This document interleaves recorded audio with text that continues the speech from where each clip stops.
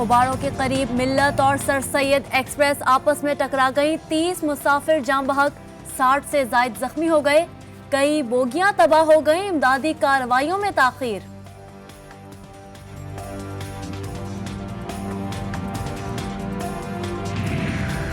पाक फौज के दस्ते जाए हादसा पर पहुंच गए। रेलवे रिलीफ ट्रेन 2.5 घंटे ताखीर से पहुंची।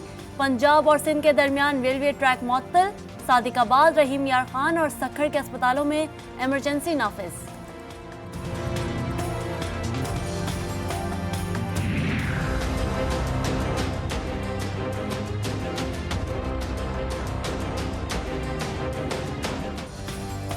महंगाई की सुनामी में गौते लगाती रियाया पर बिजली बम गिरने का खतरा। बिजली महंगी करने की दरख्वास्त समाअत आज नेपरा में होगी। दरख्वास्त मुस्तरद ना हुई तो मुसलसल छठी बार फी यूनिट 90 पैसे इजाफे का खदशा। हुकूमत ने कौमी असम्बली का इजलास आज शाम 5 बजे तलब कर लिया। इजलास का एजेंडा जारी नहीं हुआ। लीगी रहनुमा एहसन इकबाल की हुकूमती फैसले पर शदीद तनकीद। कहा, ऐसे तो यूनियन काउंसिल भी नहीं चलती जैसे असेंबली चलाई जा रही है।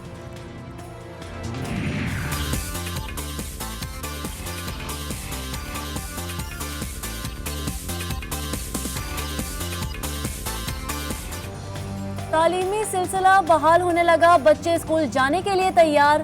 कराची समेत सिंध भर में तदरीसी सरगर्मियां आज से फिर शुरू होंगी। SOPs पर अमल करने, तदरीसी और गैर तदरीसी अमले की वैक्सीनेशन लाजमी करार। सिंध हुकूमत ने साहिल समंदर पर जाने की इजाज़त भी दे दी।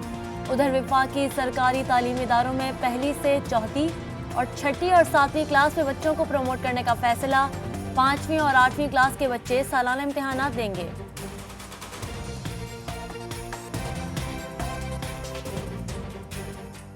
मैं खुद भी एक स्टूडेंट हूँ। ये फैसला इन्होंने सही किया है और लोग पढ़ाई अपनी ताकि जारी रख सके। सिंध हुकूमत ने ये फैसला सही किया। SOPs के साथ खोलने का भी इंतजाम करना चाहिए, इन्होंने इंतज़ाम करना चाहिए।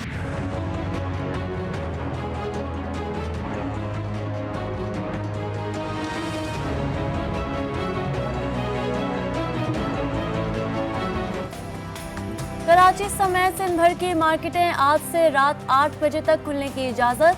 आउटडोर डाइनिंग भी रात 12 बजे तक होगी। दुकानों के स्टाफ के लिए वैक्सीनेशन लाजमी। 15 दिन बाद दुकानों पर वैक्सीनेशन सर्टिफिकेट्स चेक होंगे।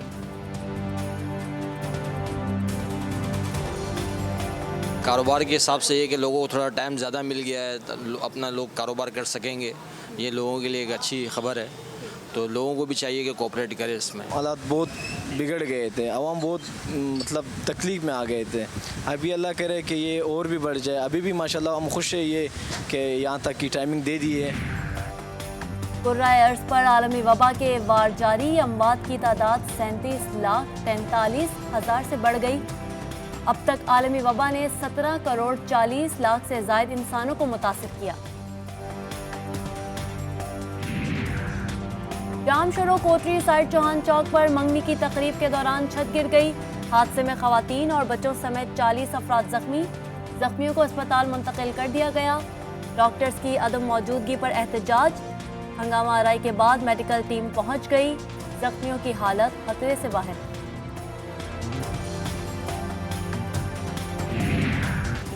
कराची बहार कॉलोनी में नामालूम मुसल्लह अफराद की फायरिंग, 3 अफराद जख्मी। गोलियों की तरतराहट से इलाके में खौफ की फिजा। फायरिंग का वाकया झगड़े के दौरान पेश आया।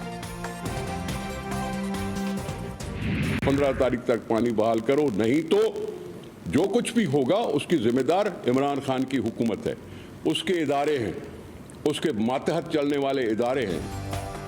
पीपल्स पार्टी ने सिंध का पानी 15 जून तक बहाल करने का अल्टीमेटम दे दिया। पीपल्स पार्टी सिंध के सदर निसार खोड़ो ने पानी बहाल ना होने पर हालात का जिम्मेदार वजीर आजम को करार दे दिया। सूबाई वजीर नासिर हुसैन शाह ने सखर हैदराबाद मोटरवे तक काम रोकने की जिम्मेदार भी विफाकी हुकूमत पर आयद कर दी। कच्चे के डाकू सिंध हुकूमत से संभलते नहीं और पक्के के डाकू हम पर मुसल्लत। MKM ने सिंध सरकार को डाकू करार दे दिया। मुत्तहिदा रहनुमाओं का मुल्क के खिलाफ नारे लगने पर सख्त बरहमी का इजहार। बोले, इस वक्त पूरे सिंध में जमीनों पर कब्जे हो रहे हैं। अमीनुल हक ने भी पाकिस्तान मुखारिफ नारा लगाने वालों को कानून की गिरफ्त में लाने का मुतालबा कर दिया।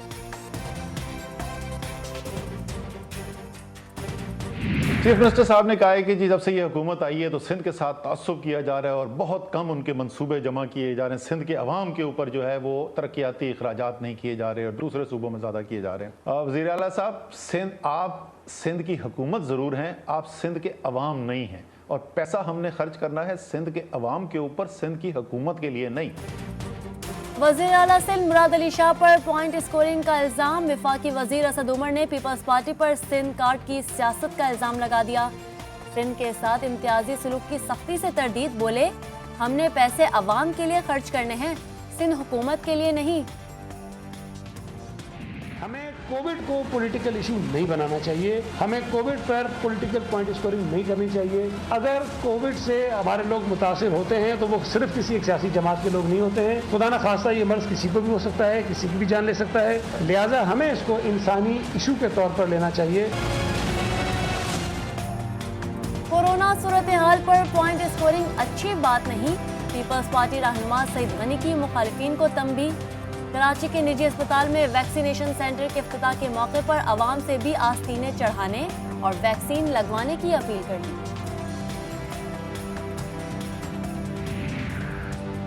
हुकूमत महंगाई का इल्जाम IMF पर लगाकर अपनी नाअहली छुपा नहीं सकती। सख्त शराइत पर IMF से मुआहदा करके कौम की साख दाव पर लगाई। बिलावल भुट्टो जरदारी ने PTI हुकूमत पर तनकीद के तीर बरसा दिए। अपने बयान में कहा, हुकूमत अब तक अपना 5 साल इक़्तिसादी मंसूबा सामने नहीं ला सकी।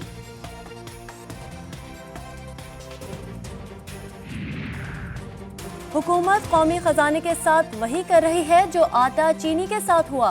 कायदे हिज़्ब इख्तिलाफ शहबाज शरीफ कहते हैं, अहम आज़ादोशुमार में हेर फेर होगा तो दुरुस्त मंसूबा बंदी नामुमकिन है।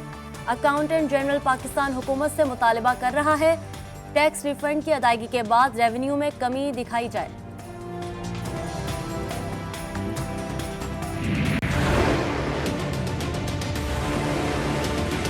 कोई खतरा नहीं है, सारे याद रखना जहांगीर तरीन के पूरे वोट पड़ेंगे इमरान खान के बजट।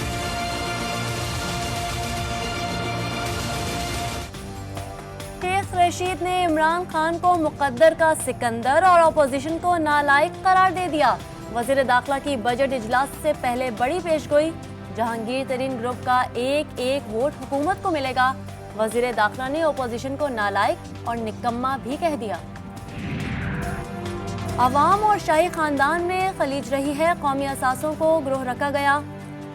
मुआविन ख़ुसूसी फिरदौस आशिक अवान नून लीग की रहनुमाओं को जवाब। बोली, झूठी दास्तानें सुनाकर पाकिस्तान को कमजोर करने की कोशिश की जा रही है। नून लीग का लीडर बैरून मुल्क कायद के बेटे गैर मुल्की शहरी, कारोबार, रिहाइश सब बाहर। वफाकी वजीर हमाद अजहर का तंज। कहा, ऐसी पार्टी से अवामी मसाइल के खात्मे की तवक्को नहीं रखी जा सकती। सिर्फ तहरीक इंसाफ ही 100% पाकिस्तानी जमात है। सऊदी अरब का एक मरतबा फिर हज का तरीक़ाकार वाज़े करने का फैसला। कायम मुकाम वज़ीर इत्तलात के मुताबिक कोरोना वायरस में मुसलसल तब्दीली की वजह से इस साल हज का तरीक़ाकार वाज़े नहीं हो सका। कोशिश है कि हज मुकामात वायरस के फैलाव का बाइस ना बने।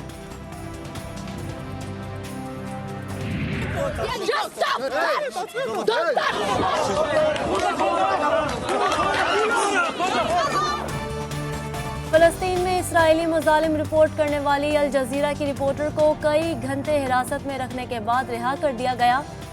गिरफ्तारी के वक्त इस्राएली फौज खातून सहाफ़ी के साथ बदतमीजी करती रही।